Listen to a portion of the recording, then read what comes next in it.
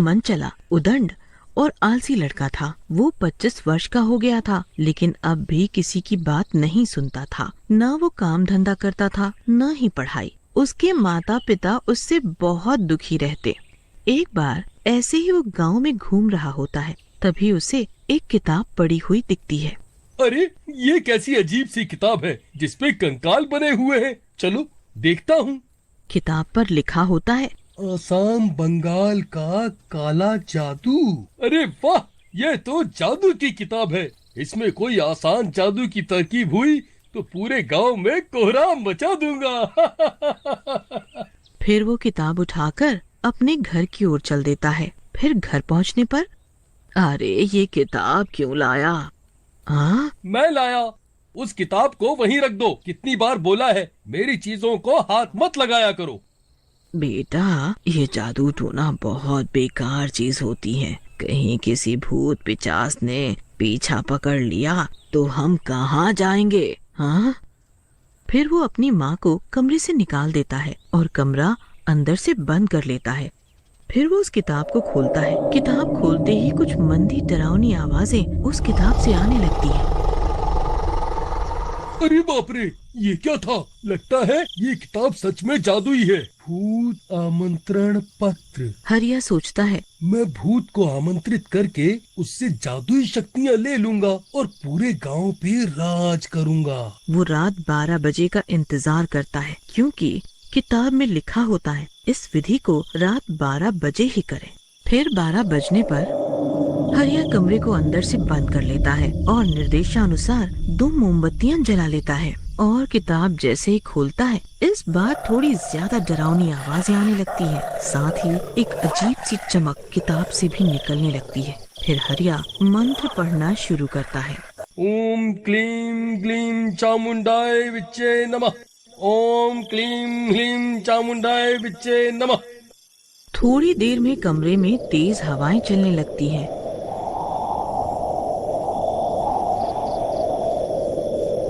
और तेज डरावनी आवाजें आने लगती हैं। कमरे के अंदर का सामान खुद ब खुद हिलने लगता है। मोमबत्तियां बुझ जाती हैं। हरिया डर जाता है और कांपने लगता है। वो किताब उसके हाथ से गिर जाती है।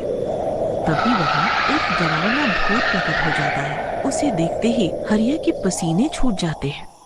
आगे का मंत्र बोलो और फिर अपनी मनोकामना मांगो। पर भूत के डरावने स्वरूप को देखकर हरिया के मुंह से एक शब्द नहीं निकलता। उस भूत को गुस्सा आ जाता है। और मुझे मेरी नींद से जगाकर भूत लोग से यहाँ बुला लिया और अब मंत्रों का उच्चारण भी नहीं कर रहा है। अब मैं तेरे शरीर पर कब्जा करके सब इंसानों पे राज करूंगा। फिर भूत हरिया के शरीर में घुस जाता है। हरिया की आंखें एकदम लाल हो जाती हैं।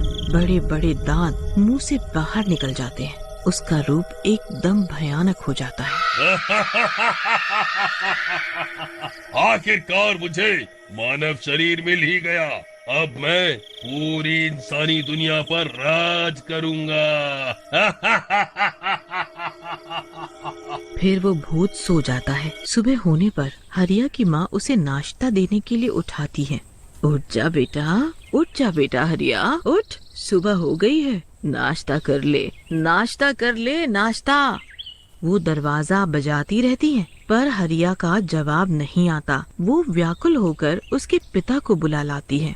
उठ हरिया, बोल क्यों नहीं रहा है? शोर शराबे की वजह से हरिया भूत की आंख खुल जाती है। वो गुर्राते हुए बोलता है, किसने मुझे जगाया? किसकी इतनी हिम्मत? मुझे मेरी नींद से जगा दिया। मैं किसी को नहीं छोड़ूंगा अब। हरिया का भूत रूप देखकर उसकी माँ दंग रह जाती है और बेहोश हो जाती है। मुझे किसने जगाया? किसकी हिम्मत हुई? तुम कौन हो? मुझे माफ कर दो। तूने मुझे जगाया बुड्ढे। अभी तुझे सबक सिखाता हूँ। मैं हूँ इस दुनिया का सबसे शक्तिशाली भूत। अब मैं सब इंसानों पे राज करूँगा। इतना सुनकर हरिया के पिता की हालत खराब हो जाती है। अरे मर गया। अरे ये निकम्मा हरिया भूत कैसे बन गया? भागो रे भागो, अपनी जान बचा कर भागो। फिर जैसे ही वो भागते हैं वो भूत अपना हाथ लंबा करके उसे पकड़ लेता है और पंखे पर उल्टा टांग देता है।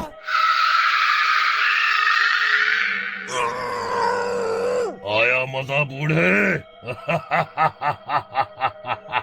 अब वहीं लटका रहे, यही तेरी सजा है। फिर उसका पिता जोर जोर से चिल्लाने लगता है। वो मदद की पुकार करता है। बचाओ बचाओ, कोई तो मुझे बचाओ, इस भूत से मेरी रक्षा करो, कोई तो मेरी रक्षा करो। चिल्ला और चिल्ला, तेरी मदद करने कोई नहीं आएगा, जो आएगा उसे भी ऐसे ही लटका दूंगा। फिर उस भूत को भूख लगती है। वो घर से बाहर निकलता है। पड़ोस के घर में कांता नाम की औरत ने मुर्गियां पाली हुई होती हैं। उस भूत की नजर उन मुर्गियों पर पड़ती है। अरे वाह, घर से निकलते ही खाना मिल गया। आज तो मजा ही आ जाएगा। फिर वो भूत कांता के घर की ओर चल देता है। उसको आते हुए कांता देख लेती है। उसको अपनी ओर आता देख कांता छुप जाती है। वो भूत उसके आंगन में घुसकर दाना खा रही सारी मुर्गियां कच्ची ही खा जाता है। ये देखकर कांता के पसीने छूटने लगते हैं और वो वहाँ से भाग जाती है। वो भूत मुर्गियां खाकर जंगल की ओर निकल जाता है। कांता भागती भागती हरिया के घर के पास पहुँच जाती है। उसे वहाँ हरिया के पिता की चीख सुनाई देती है। अरे बचाओ बचाओ, कोई मुझे इस पंखे से नीचे उतारो, आया मर गया रे। ये सुनकर कांता उसके घर के भीतर जाती है। वहाँ का नजारा देखकर वो दंग रह जाती है। अरे अरे श्याम भैया, आप वहाँ पंखे के ऊपर कैसे लटक गए? और ये राधा भाभी ऐसे फर्श पर बेहोश क्यों पड़ी है? अरे क्या बताऊं बहन, मेरे तो भाग्य ही फूटे हैं। एक तो वो हरिया वैसे ही निकम्मा, अब पता नहीं कैसे शैतान के वश में आ गया है। उसी का डरावना रूप देखकर उसकी माँ बेहोश हो गई है।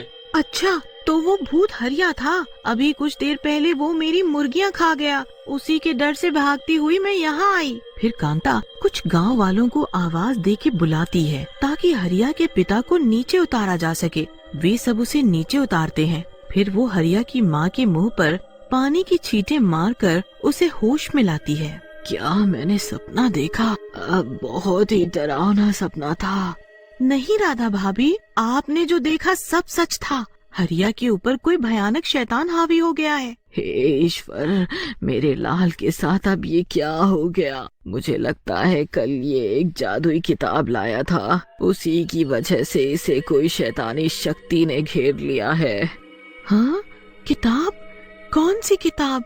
जादुई क्या? फिर हरिया की माँ हरिया के कमरे में जाती है और उसे वहाँ वो किताब दिखती है। ये रही वो किताब। लगता है इसी किताब में से कोई टोटका करने की वजह से वो भूत बन गया है।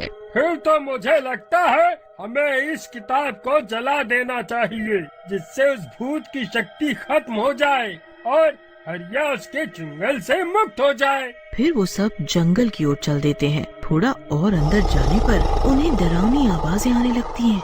वो डर जाते हैं। अरे मुझे लगता है हमें वापस चलना चाहिए। तुम ये आवाजें सुन रहे हो?